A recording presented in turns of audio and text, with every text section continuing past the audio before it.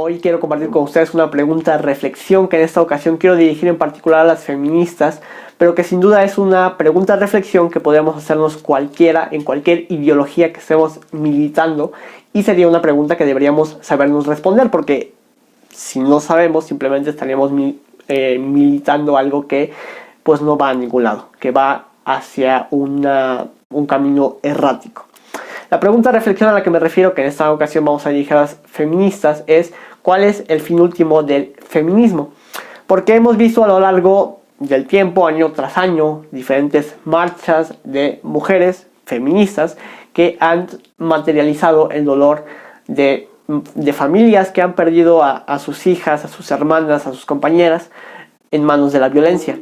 que entre medias meten el aborto legal, por ejemplo, como si fuera directamente proporcional a la temática de justicia de estas mujeres asesinadas, pero que, bueno, ya ahí podemos ver un fin último que poco tiene que ver con el bienestar, sino con una agenda ideológica precisa. Pero vamos a dejar tantito el feminismo abortista a un lado, aunque sabemos que el feminismo es intrínsecamente abortista. Pero vamos a dejarlo de lado un poco para hablar primero de los feminicidios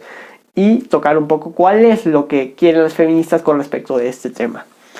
En enero de 2021 de este año, el Secretariado Ejecutivo del Sistema de Seguridad Pública reportó un decremento de los feminicidios de 78 en diciembre del año pasado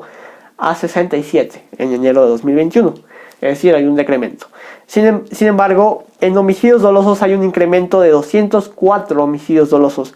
llegando a 2.831. Si se sigue con este dato en particular a lo largo del año, estaremos hablando de 33.972 homicidios dolosos, que no serían muy diferentes al total de homicidios dolosos que se han reportado en los años anteriores. Por lo tanto, un síntoma de que la seguridad pública de México no ha mejorado, sino que sigue la misma tendencia. Pero entonces, respecto de los feminicidios, podemos decir que como han decrecido, hay un mejor síntoma de salud pública, aun cuando han aumentado los homicidios 204. Si simplemente en enero 204 mujeres hubiesen sido privadas de su vida, sería un dato totalmente alarmante.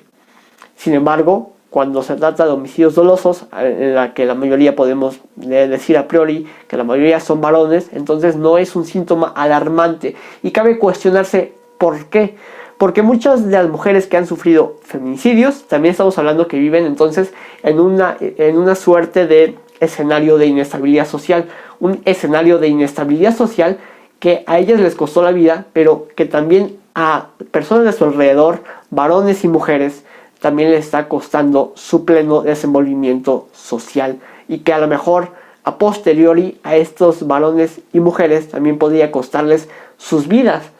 Entonces estamos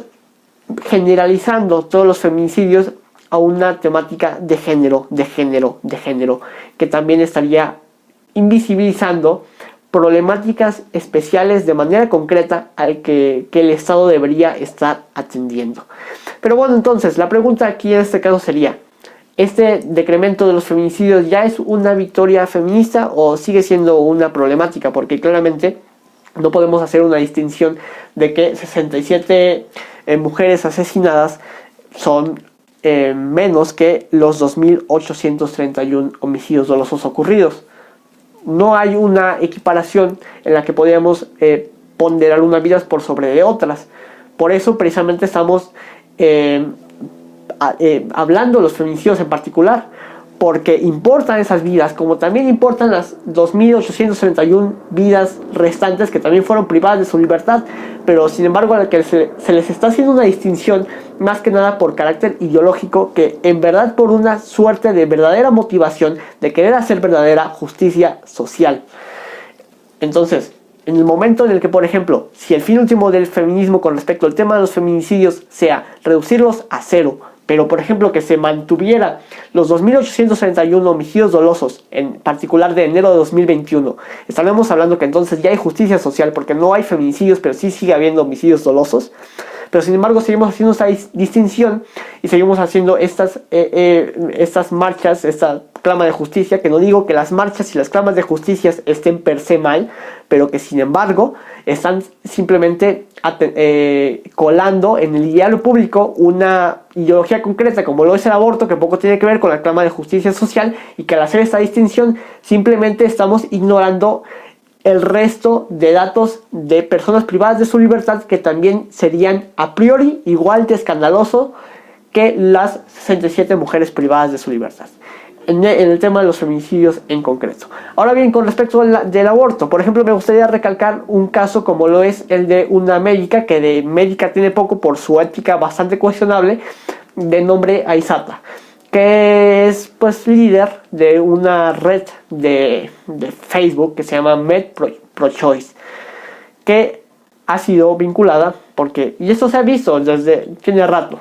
que es parte de una cadena o una serie de personas motivadas a hacer abortos clandestinos, pero son luego estas personas quienes dicen estar luchando por los abortos clandestinos y estarse, según ellas, preocupando por las mujeres a las que están atendiendo. Pero son las primeras, por ejemplo, que al menos en el particular de las organizaciones de las que yo formo parte y en general en sus tertulias feministas, van por allí mofándose de las mujeres a las que dicen estar apoyando, compartiendo los fetos abortados. Y por ejemplo, esto no es particular de ellas, de seguro también lo dirán, no tengo ese dato concreto, pero esto es algo más generalizado de las feministas, que para burlarse de los pro vida van por allí diciendo, por ejemplo, hoy desayuné mermelada de feto, que no es particular una ofensa a los pro vida, sino una ofensa a las mujeres que ellas dicen estar atendiendo, y que lejos del daño físico que les están haciendo, que ellas mismas reconocen, si no, no lo estarían pidiendo legal, porque clandestino es inseguro, como si legal ya fuera seguro, pero están mofándose de su estabilidad emocional y de todo el proceso por el que ellas mismas, las mujeres a las que están atendiendo, que en realidad les están haciendo daño, están pasando a medida que les hacen estos abortos. Entonces es un poco de congruencia esta pregunta a la que se deben hacer todas estas feministas, y a las que debemos motivarlas a que se hagan este cuestionamiento, en virtud de que esperamos un poco de congruencia en todos estos movimientos.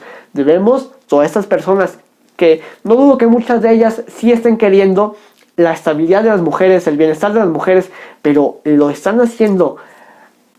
con el precio de estarse burlando de la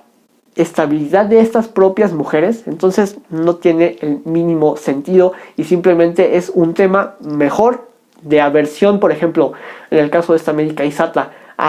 contra los pro vida, en vez de una motivación de querer ayudar a las mujeres.